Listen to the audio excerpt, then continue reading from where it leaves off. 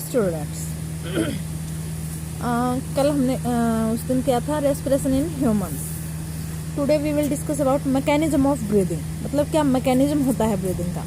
The process of breathing can be divided into 2 phases.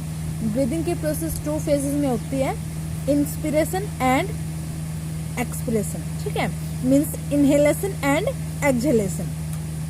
Inspiration का मतलब air moves into the lungs, मतलब air अंदर जाती है लंग्स पे। ठीक है, air moves into the lungs, while in expression air is forced out of the lungs. और एक्सप्रेशन में क्या होता है बेटा, एयर फोर्स की जाती है, मतलब रिलीज की जाती है बाहर, लंग्स से बाहर निकाली जाती है।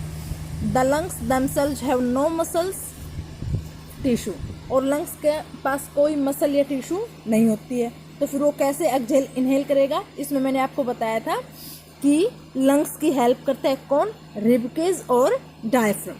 ठीक है, रिबकेज और diaphragm. During inspiration the muscles around the ribcage, जो रिबकेज के अराउंड या रिबकेज के चारों ओर जो मसल्स होती है वो कॉन्ट्रैक्ट करती है। ठीक है, कॉन्ट्रैक्ट करती है तो रिब्स को ऊपर की ओर उठा देती है बेटा, बाहर की ओर निकाल देती है। और जो डायफ्राम होता है ये डोम शेप का, इसको नीचे की ओर फ्लैट कर देती है। इससे क्या होगा, चेस्ट कैविटी एक्सपेंड होगी, मतलब इसका साइज इंक्रीज होगा। As a result of this changes the chest cavity expand, chest cavity expand होगी because the lungs get attach to the chest cavity. और चेस्ट कैविटी से लंग्स क्या होते हैं, अटैच्ड होते हैं, तो वो भी क्या होंगे, एक्सपेंड होंगे, मतलब वो भी उनका भी साइज इंक्रीज हो जाएगा। Due to this enlargement of the lungs, और लंग्स जैसे बड़े होंगे, air pressure inside the lungs, तो जो एयर प्रेशर लंग्स में है वो फॉल्स हो जाएगा, मतलब गिर जाएगा, कम हो जाएगा। किसकी बजाय, जो एयर प्रेशर बाहर है बॉडी के उससे। ठीक है, और इससे क्या होगा, this create a partial vacuum and so the air from outside the body रसेस into the lungs. इससे क्या होगा बेटा, प्रेशर वैक्यूम या पार्शियल वैक्यूम क्रिएट होगा, जिससे बाहर की हवा अंदर की ओर एंटर कर जाएगी। ठीक है, ड्यूरिंग, और ये समझ आ गया, चेस्ट कैविटी क्या होगी, कॉन्ट्रैक्ट करेगी, रिबकेज को ऊपर की ओर उठाएगी और डायफ्राम को नीचे की ओर फ्लैट करेगी, जिससे क्या होगा, चेस्ट कैविटी एक्सपेंड होगी। जैसे ही चेस्ट कैविटी एक्सपेंड होगी, लंग्स भी क्या होंगे, एक्सपेंड होंगे, और अंदर का प्रेशर गिर जाएगा, अंदर का प्रेशर कम हो जाएगा, जबकि बाहर का प्रेशर ज़्यादा होगा, और बाहर से अंदर की ओर हवा आएगी। किसकी वजह से, वैक्यूम की वजह से, पार्शियल वैक्यूम जो क्रिएट होता है उसकी वजह से।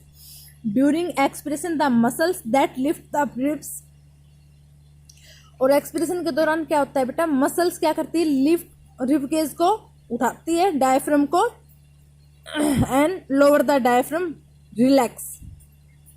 As a result the ribcage and diaphragm return on to their original position.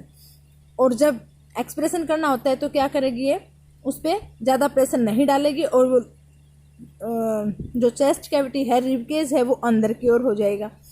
ठीक है, डायफ्राम अपनी नॉर्मल शेप में आ जाएगा, जो डोम शेप है उसी शेप में। ये एक्सहेलेशन है, ये expiration. With each situation contraction of lungs the air inside them gets forced out. और ऐसे एक बार बाहर जाएगी, एक बार एयर अंदर की ओर ली जाएगी और एक बार बाहर की ओर। एयर इनहेल्ड, ये देखो चेस्ट कैविटी ऊपर की ओर उठ गई, और ये एक्सहेलेशन में डिक्रीज हो जाती है। ठीक है, हमें यान क्यों आती है, उबासी क्यों आती है, जब बेटा हम सुस्त अवस्था में होते हैं, या जब सुस्त होते हैं तो क्या होता है, हम ज़्यादा, मतलब सांस, हमारी ब्रीदिंग रेट बहुत कम हो जाती है। ब्रीदिंग रेट कम होगी तो ऑक्सीजन बॉडी में कम हो जाएगी, और जैसे ही बॉडी में ऑक्सीजन कम होती है, ब्रेन कहता है ऑक्सीजन ज़्यादा चाहिए, तो फिर क्या करते हैं, हम यान लेते हैं ताकि ज़्यादा ऑक्सीजन एक बार में अंदर ले सके। Now how is oxygen transported from lungs to other parts of the body. कैसे ऑक्सीजन ट्रांसपोर्ट होती है लंग्स से अदर पार्ट की ओर। आपको पता है ऑक्सीजन कहाँ जाती है, हमारे लंग्स के पास जाती है, हमारे हमारे लंग्स के पास जाती है। तो लंग्स से दूसरे पार्ट्स के पास ऑक्सीजन कैसे चली जाएगी, ब्लड, जो हमारा ब्लड है बेटा वो कैरी करता है ऑक्सीजन को, और वो हमारी हर बॉडी की हर टिश्यू, हर सेल के पास भेजता है। ठीक है, क्यों ब्लड में ऐसा क्या होता है, ब्लड में एक पिगमेंट होता है, हीमोग्लोबिन। कौन सा? हीमोग्लोबिन, जिसको शॉर्ट फॉर्म में HB बोलते हैं। और इसी HB के कारण ही हमारे ब्लड का कलर रेड होता है।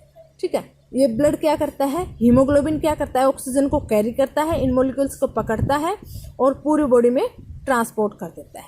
और जो CO2 होती है, जो रेस्पिरेशन के दौरान CO2 आउट होती है वेस्ट के रूप में, उसको लेके वापस बाहर ले आता है। ठीक है, haemoglobin does act as respiratory carrier in our body. हमारी बॉडी में रेस्पिरेटरी कैरियर का काम किसने किया?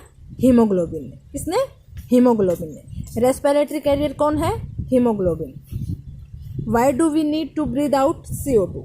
अब यह है कि हम CO2 को क्यों निकालते हैं बॉडी से बाहर? High level of CO2 in the body can be toxic. हमारी बॉडी में अगर CO2 की अमाउंट बढ़ेगी तो वो हमारी बॉडी के लिए टॉक्सिक होती है, मतलब पॉइजन के समान होती है। Hence CO2 needs to be removed. It is brought to the lungs by blood. Lungs तक कौन लेके आता है? ब्लड लेके आता है। And then removed when we exhale. और उसको हम फिर जब सांस छोड़ते हैं तो उसके थ्रू CO2 को बाहर निकाल। ठीक है, ये कीवर्ड्स है बेटा। एरोबिक रेस्पिरेशन मतलब जिसमें एयर यूज होती है, प्रेजेंस ऑफ ऑक्सीजन में रेस्पिरेशन होती है, उसको हम एरोबिक रेस्पिरेशन बोलते हैं। एन एरोबिक जिसमें रेस्पिरेशन होती है in absence of oxygen. Breathing rate, number of times a person breathe पर मिनट। 1 मिनट में कितने ब्रीद ले रहा है इंसान। ठीक है, सेलुलर रेस्पिरेशन का मतलब ग्लूकोज का ब्रेकडाउन होना, कहाँ? सेल में, और वहीं पे एनर्जी प्रोड्यूस करना।